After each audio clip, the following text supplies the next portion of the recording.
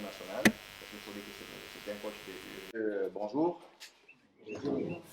Je suis Paco Midiata, journaliste et directeur de la communication. La personne qui a donné des informations à M. Moulina est en train, ou encore a mis M. Moulina en erreur.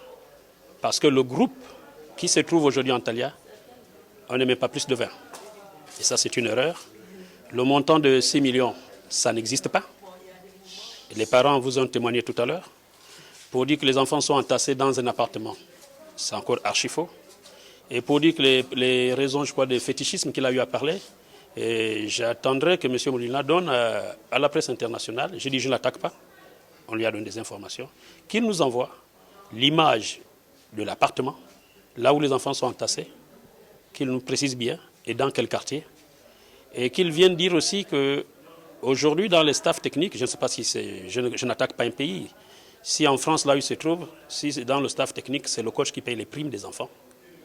Mais nous savons une chose, que lorsqu'on se déplace, c'est un trésorier, chez nous au Gabon, c'est un trésorier public qui est désigné par le trésor public, qui vient donner les primes aux enfants, et puis à chacun de nous. En fait, je ne comprends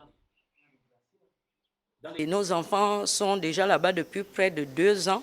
Ils se portent bien, ils sont bien logés. Et nous, les parents, nous n'avons jamais donné des 6 millions tel qu'il le dit. Il n'est pas informé. Et un journaliste qui n'est pas informé, c'est un danger.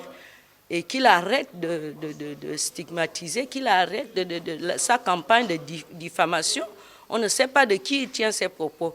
Et moi, personnellement, je me dis que c'est un sabotage à la gabonaise. Hein? À chaque fois qu'un Gabonais veut se lever pour faire quelque chose de bien, pour aider les gens, on se permet de lui lancer les pots de banane, de mettre les bâtons dans les roues. Ça c'est pas bon.